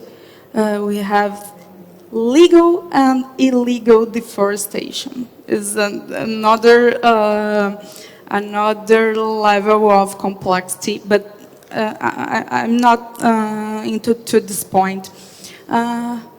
Today, we need more traceability from our products among all the value chain to show the rest of the world that we have sustainable products, sustainable agricultural systems, and we have technologies like no-till that is a more sustainable technology, and the regulation is essential to put all these problems on the table, and two governments can sit around the table and show to each other ways to solve this problem.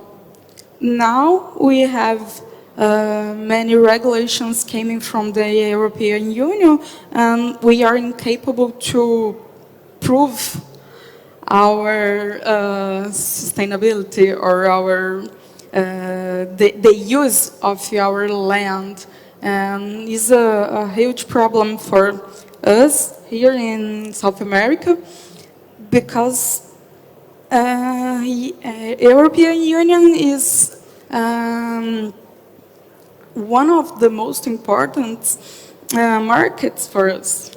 We are sending our products to them, so we need advance in regulation, and for South America, it's very important to have some decisions in common, because together we are more stronger. Hugo, vos mencionaste. Hugo, you mentioned today that there is this policy or this cooperation program in biofuels, but we also get to see opportunities when it comes to standards for biosupplies and what can be done about this. Could you please expand a little bit more on this? Because I believe that one of the access barriers we encounter is that we have not done a good job of sufficiently characterizing products and services that can be generated based on these innovations and based on the management that can be provided by biotechnologies or other developments. Thank you. Tres comentarios.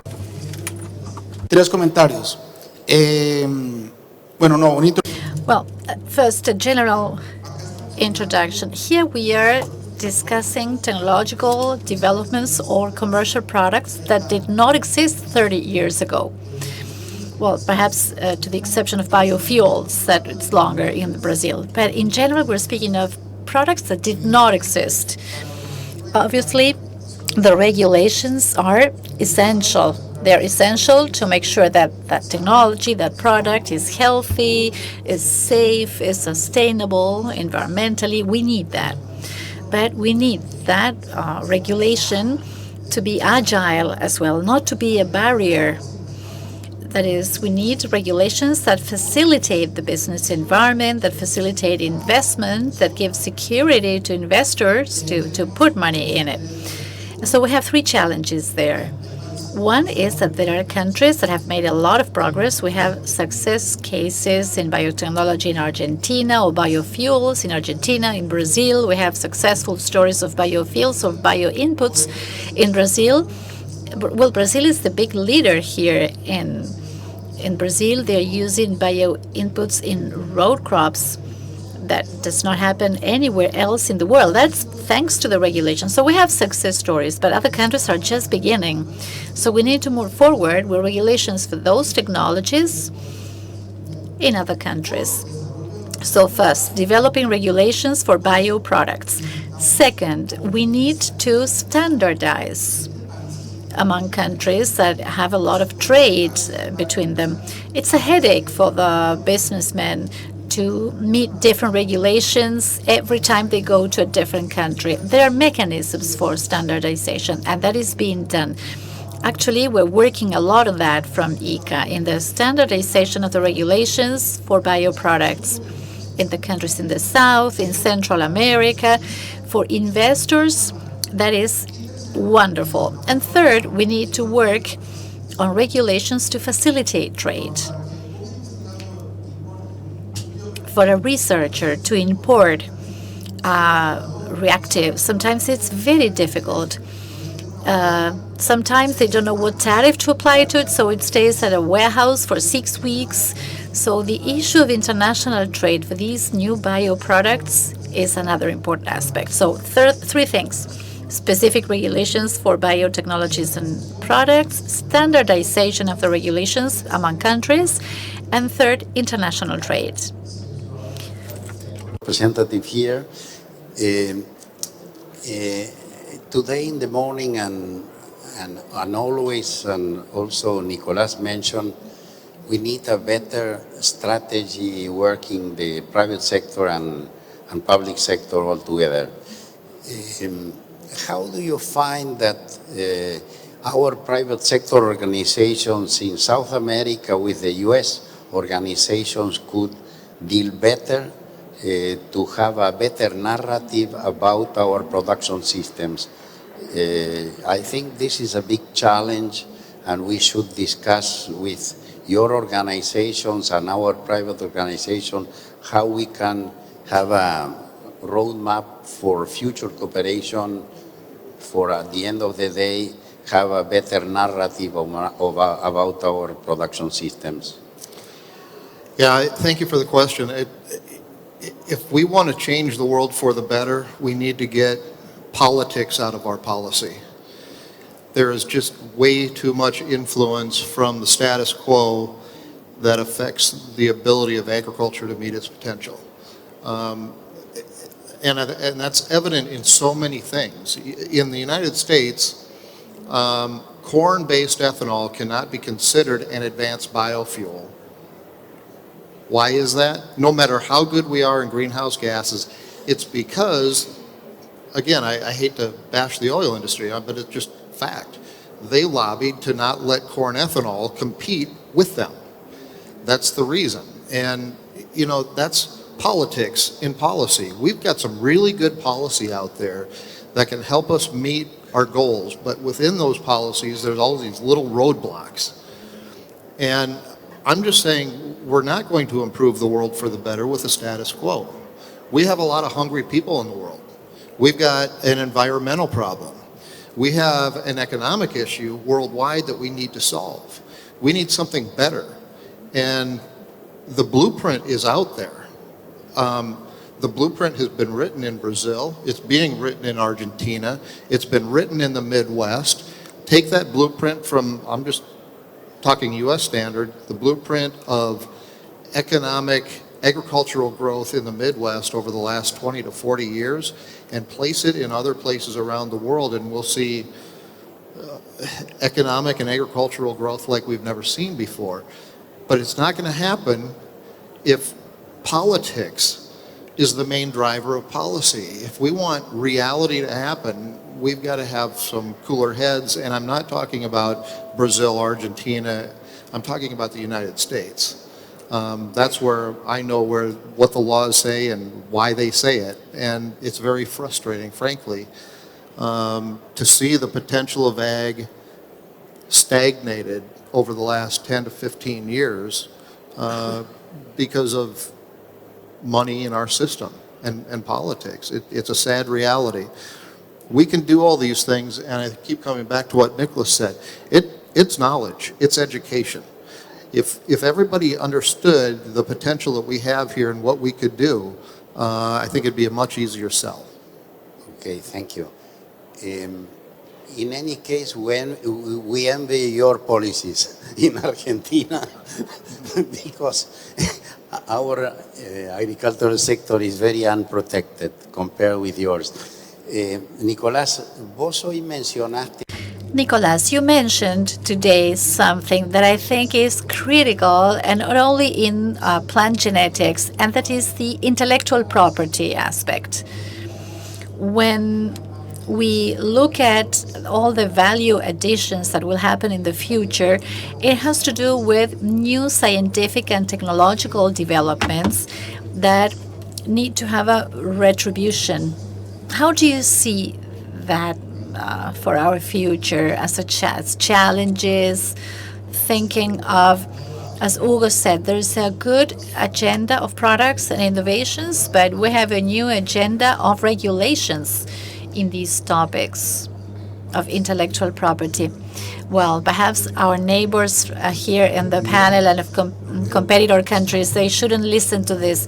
The reality is that we have difficulties establishing a consensus. In my private activity, I've been all over the place, in all sides of the interests involved in our Seeds Act and the IP aspects.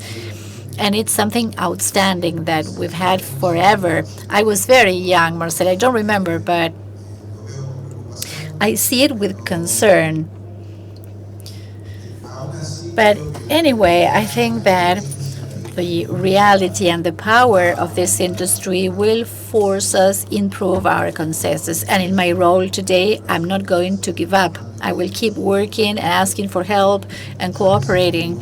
Very often it's very good to work with multilateral organizations, inviting neighboring countries or farmers from neighboring countries, like agricultural systems that coexist with that kind of agreements that I think are better than ours.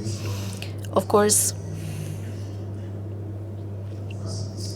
it's easy to say it from my official position, but from the perspective of a farmer, perhaps my position will be different.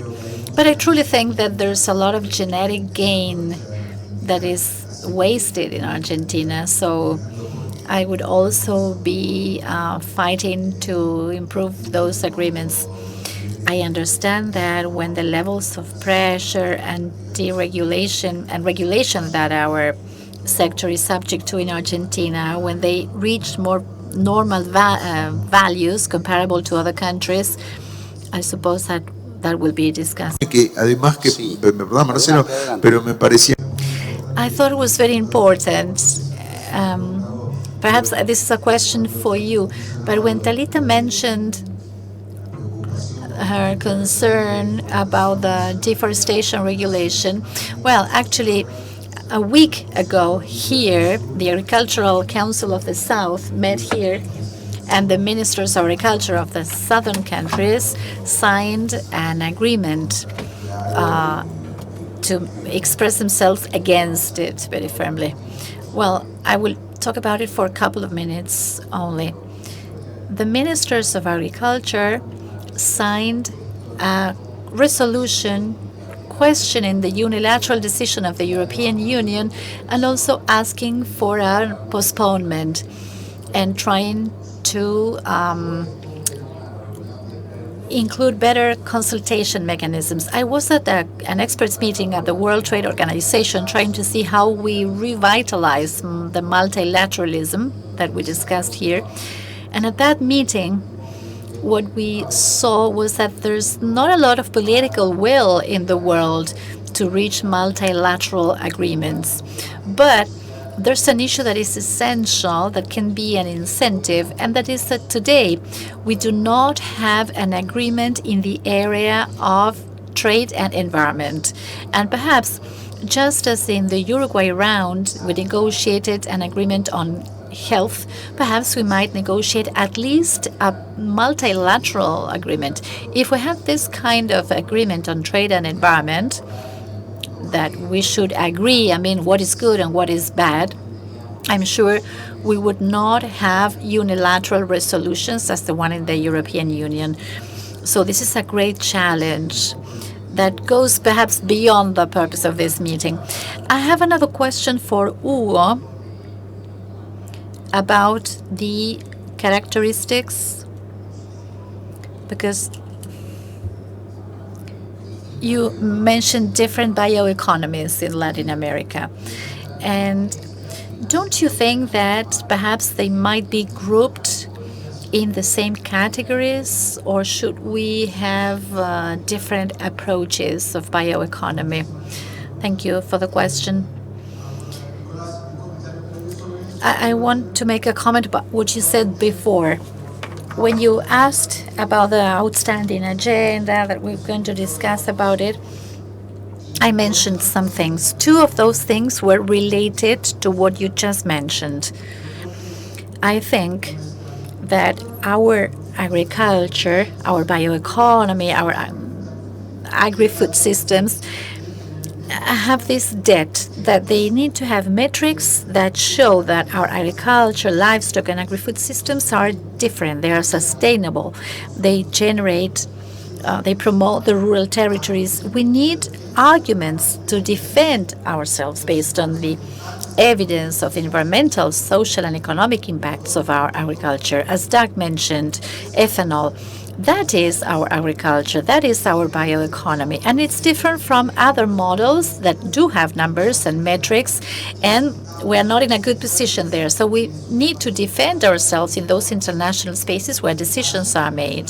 So that is a task ahead, and we as IICA, as an international organizations, we support those positions. About why different bioeconomies? Because every country, every territory, every chain is different. As IICA, we have defended that there's no a single bioeconomy in Latin America because each country has different biodiversities, different technologies, different objectives of development, different cultures. Bioeconomy in Argentina is strongly based on the use of biotechnology for the transformation of biomass, sustainability, and value addition. In Colombia, it's based in biodiversity, the forests, where they do not necessarily want to do extractions through agriculture. Actually, agriculture is not that considered in the bioeconomy as in Costa Rica. So you cannot force all the countries to build similar bioeconomies. What we can do, and we did from the Latin American Union of Bioeconomy, 60 institutions from Latin America agreed on the guiding principles for the bioeconomy in Latin America. Not a definition of bioeconomy, but the conditions or the guidelines that bioeconomy should follow. So there we agreed on that, we launched it, now we are positioning it in different spaces. But that's why, because each country is different, they have different conditions, different development goals, and what we can do as a region, as a territory, is to agree on how we want those bioeconomies to be, what we want to demand from them to be sustainable, competitive, inclusive. So adding to that, I've visited many countries to speak about bioeconomy, and it's clear that each country needs a good positioning. Priscila was mentioning in her last slide this. Each country needs to define the best strategy for territorial development in their countries, and based on their capabilities and even based on their beliefs and their values and the role of territorial development, social development. In some countries, it's more critical than in others, and technological development as a whole and the capabilities. And I have a question for the three of you. I will start with you, Hugo, because the question is, right now, there's a critical aspect, that is education. So to what extent what is being educated today is adapted to these new demands in the area of bioeconomy? What is taught? Well, I wouldn't dare if it a lot or little, but the truth is that most of our curricula, our education schedules follow development model strongly based on fossil fuels. They taught me at school that there were renewable fuels that are no longer there. I mean, there are academic contents that are outdated. If we want to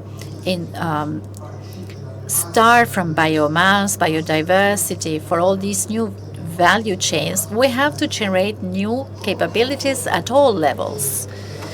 We have to make a change in consumers, including this curricula with children, with the youth. We have to change curricula also for the professionals.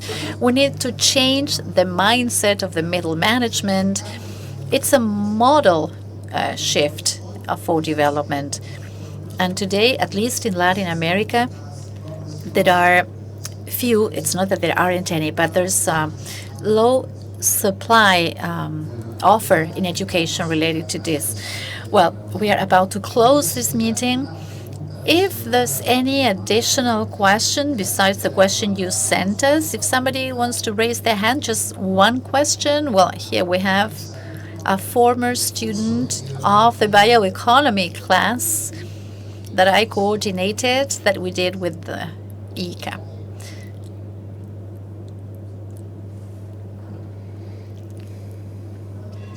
Thank you so much. It's been a pleasure. It's always a pleasure to listen to you. My question is related to what you mentioned, Hugo. Quizás recopilando un poco. And perhaps related to what you mentioned about funding, the public-private partnerships, education. In the current administration, they started with a Secretariat of Agriculture, Livestock and Fisheries. Now, well, it changed. It's gone back to agriculture. There's a lot of potential in terms of bioeconomy. You mentioned that CONAVIA, it's a global reference. But how do we reach the farmers? You mentioned that you wear the farmer's hat. I think the farmer doesn't see it, doesn't feel it. It's not related to this model, this paradigm of bioeconomy. How do we help them feel related so we can truly take off, as in the case of Brazil? They've just passed a national strategy for bioeconomy. Thank you.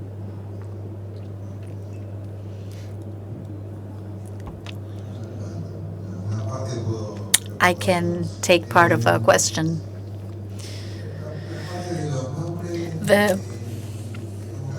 Well, we have to learn that the name is not as important as what it does. The name of the Secretariat is not that important.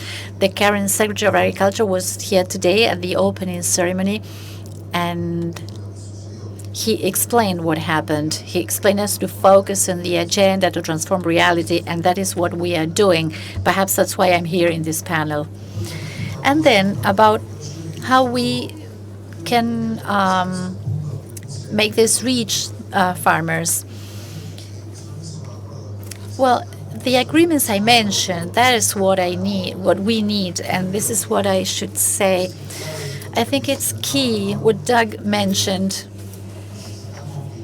that we need all the economic activities to have the same treatment in terms of regulation, and that is where we're going to see the potential of bioeconomy take off.